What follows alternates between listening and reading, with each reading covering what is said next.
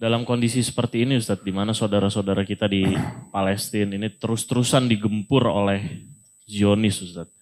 Ini kenapa sih Ustadz negara-negara Islam ini tidak bersatu, habis itu kita serang balik mereka ini Ustadz? Tafadhol Ustadz. Baik, saya jawab dari dua sisi ya. Yang pertama, siapapun yang mengaku muslim di masa sekarang bukan pilihan. Wajib membela Palestina. Bukan pilihan ini. Ini bukan pilihan. Dan bukan saatnya sekarang mencari-cari mungkin karena ini, mungkin karena itu. Umat Islam lagi dibantai. Mau umat Islam yang dahulu menyerang atau tidak, itu tidak ada urusannya. Sekarang umat Islam lagi diserang dan mereka sedang membela dirinya. Kondisi teman-teman kita sekarang di Palestina mirip waktu kita dijajah sama Belanda.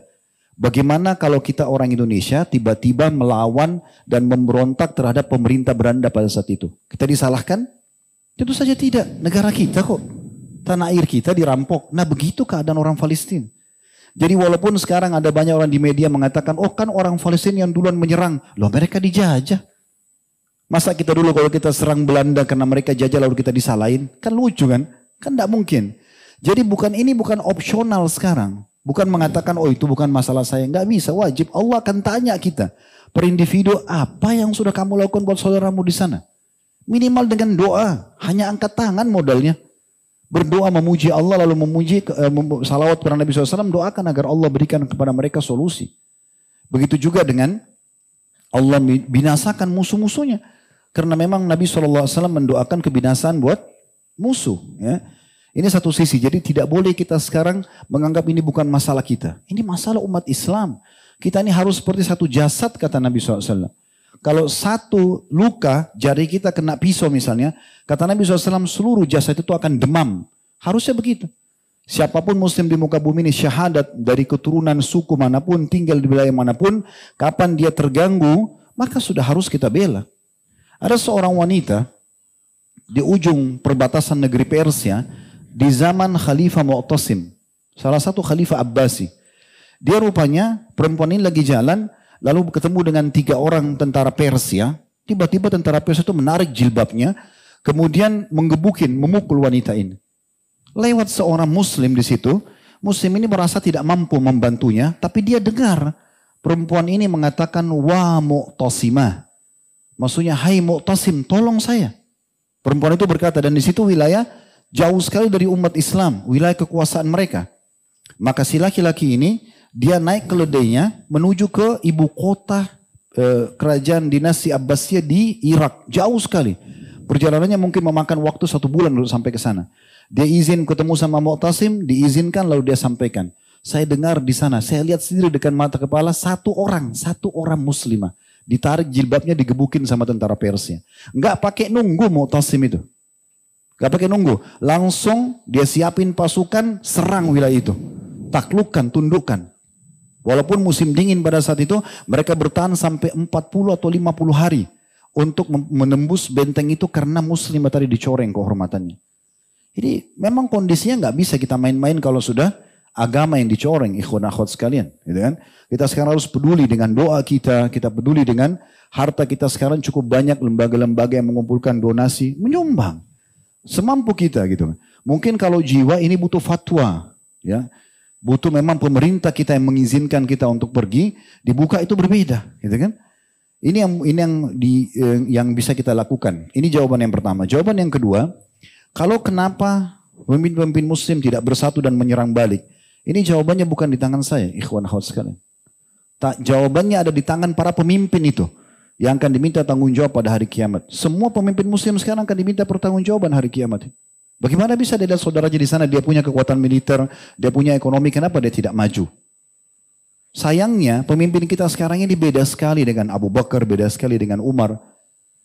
Abu Bakar itu sebenarnya Nabi SAW ada 2 kelompok muncul pada saat itu. 3 kelompok malah sekaligus.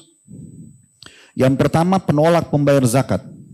Mengaku muslim tapi mereka mengatakan sudah Rasulullah sudah meninggal, nggak ada lagi zakat. Zakat kami cuma berikan kepada Nabi. Nabi meninggal nggak usah bayar zakat. Berarti rukun Islam yang ketiga mau dihapus sama mereka. Kelompok yang kedua adalah orang-orang yang murtad dari agama Islam. Mereka masuk Islam awalnya di akhir hidup Nabi SAW dengan tujuan ya mereka hanya sekedar takut saja secara politik. Karena umat Islam sudah menguasai Jazirah Arab. Mereka Muslim imannya banyak yang murtad. Kelompok ketiga munculnya Nabi palsu, Musailam al-Kadzab dan Aswad al-Unsi. 3 kelompok besar di Jazirah Arab yang muncul. Waktu itu kekuatan umat Islam tidak lebih daripada 20 sampai 25 ribu pasukan. Semua yang produktif. Prajurit yang produktif, sisanya orang tua sama anak-anak kecil. Apa yang terjadi?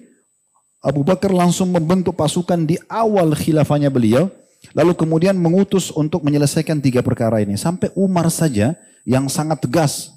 Umar itu sampai mengatakan, ya Abu Bakar, kenapa? Karena Abu Bakar mengangkat Umar sebagai penasihat.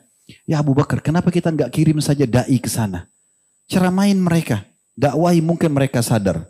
Abu Bakar dengan tegas mengatakan, saya pasti akan memerangi demi Allah seseorang yang tadinya membayarkan zakat ke masa Nabi SAW walaupun dengan tali kekangan kuda atau ikatan atau seekor domba yang pernah dibayar ke Nabi SAW lalu mereka berhentikan. Lalu keluar pasukan tersebut. Waktu keluar pasukan, seluruh kekuatan laki-laki keluar. Tertinggal saja di Madinah itu beberapa orang tua kebanyakan dan wanita. Yang tinggal di sana Abu Bakar sama Umar sebagai khalifah dan wakilnya. Kemudian juga beberapa sahabat yang memang disuruh oleh Abu Bakar mengurus Baitul Mal, mengurus beberapa hal yang berhubungan dengan keperluan kaum muslimin. Waktu itu sempat muslimin khawatir jangan sampai Madinah diserang. Ini kosong, gak ada pasukan. Tapi ternyata dengan niat yang tulus untuk membela Islam, membela agama Allah SWT ini yang terjadi justru musuh-musuh di luar sana berpikir gak mungkin Madinah kosong. Gak mungkin Raja Muslim mengutus pasukannya sementara membiarkan kandang dia sendiri Madinah itu kosong. Maka dengan itu mereka khawatir menyerang Madinah dan akhirnya Allah berikan kemenangan di tangan Abu Bakar. Dan ulama mengatakan jasa Abu Bakar yang luar biasa di masa hidupnya walaupun cuma 2 tahun dia telah menyelesaikan 3 perkara besar ini. Perkara pertama adalah semua penolak zakat diperangi dan harus tunduk kepada hukum Allah dan rukun Islam tidak jadi dihapus oleh mereka. Orang-orang yang murtad diperangi. Itu juga dengan para nabi-nabi palsu semuanya diperangi. Akhirnya 2 orang ini Aswad al-Unsi dan Musailam al-Kadzab meninggal di masa dia. Di zaman Umar juga begitu. Di zaman Umar tidak ada satupun orang non-muslim yang berani mengganggu umat Islam. Mengganggu saja nggak mungkin. Mereka segan. Zaman Uthman, zaman Ali, semua begitu. Ini kalau pemimpinnya seperti itu. Kalau pemimpin yang zaman sekarang kita tidak tahu. Cuma memang di satu sisi teman-teman sekalian kita jangan terlalu lancang juga berlebihan dalam berbicara tentang para pemimpin muslim. Kita tidak tahu apa yang sedang terjadi. Kita kan ini orang luar ya. Mereka yang sedang berada di satu ranah politik itu kita tidak tahu. Mungkin ada pertimbangan-pertimbangan tertentu di mana mereka belum menyerang. Kita tidak tahu apa yang sedang terjadi. Tapi kita berharap Allah berikan mereka hidayah sehingga mereka peduli. Karena di tangan mereka ada kekuatan dibandingkan kita masyarakat biasa. Jadi Allahu alam. Kita berharap satu waktu Allah Subhanahu wa taala satukan hati-hati para pemimpin muslim seperti kalau tidak salah beberapa hari yang lalu Muhammad bin Salman sudah mengumpulkan pemimpin-pemimpin negara Liga Arab dan juga membicarakan tentang masalah ini. Dan mereka sudah ada penekanan-penekanan untuk melakukan langkah-langkah yang menyelesaikan kasus Gaza. Saya lihat sendiri cuplikan sudah ada pesawat-pesawat yang terbang ke Gaza langsung membawa makanan, membawa obat-obatan, membawa mobil ambulan. Dan mereka berhasil dari Kuwait, dari Saudi dan beberapa negara itu sudah ada langkah. Cuma mungkin tidak terpublish di media secara umum. Karena memang media umumnya juga dipegang oleh orang-orang Yahudi gitu kan. Jadi memang tidak memungkinkan. Jadi kita sekarang berharap kita doakan agar Allah berikan hidayah mereka. Allah kokohkan telapak kaki mereka, Allah satukan perkataan mereka. Dan ini saya melihat momentum yang paling tepat untuk menyatukan umat Islam. Di masa selama ini selalu berselisih dalam pendapat-pendapat yang sepele, tidak diperlukan. Sekarang sudah saatnya lupain semua itu. Sekarang umat Islam lagi Allah ajak untuk bersatu. Sisi yang lain saya mau tambahkan ikhwas sekalian. Mungkin di mata sebagian orang, teman-teman kita di Palestina kesian, tertindas segala macam. Tapi kalau saya melihat dengan kacamata saya pribadi, yang saya pahami secara teori agama, justru mereka adalah orang-orang yang Allah pilih. Di saat sekarang, kalau kita lihat cuplikan-cuplikan, saya hampir setiap saat mengikuti cuplikan keadaan orang-orang di sana, mereka para ulamanya, bagaimana mereka pun tetap sholat Jumat, mereka sholat 5 waktu di masjid walaupun terjadi peperangan. Dan mereka itu terlihat sekali membahasakan, Alhamdulillah kami bersabar dengan ujian ini. Alhamdulillah kami menikmati proses ini. Para syuhada diciumin sama mereka.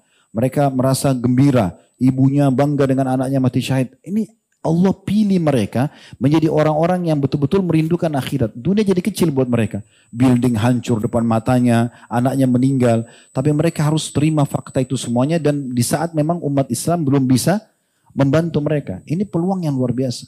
Siapa yang Allah berikan kesempatan beramal saleh, terutama dia bisa berjihad di jalan Allah dengan cara yang benar. Seperti di Gaza sudah jelas caranya benar. Mereka lagi dijajah, mereka melawan gitu kan. Maka ini adalah sebuah karunia yang luar biasa. Karena tinggal tunggu satu peluru, satu bom, selesai. Bagi dia mati syahid dan mendapatkan mati terbaik. Kita belum tentu bisa dapatkan itu. Allah sedang memilih mereka. Mungkin secara kasat mata kita lihat, anak ini kena bom, ibu itu meninggal juga, anak ini laki-laki itu meninggal. Tapi mereka mati, semua orang juga pasti mati kan. Cuma mereka sudah meraih mati terbaik, yaitu mati syahid di jalan Allah Subhanahu Wa Taala. Harusnya kita merasa cemburu dengan mereka, karena mereka mendapatkan peluang itu, kita tidak mendapatkannya. Tapi kita masih bisa meraih peluang itu dengan niat kita dan doa kita. Kita partisipasi.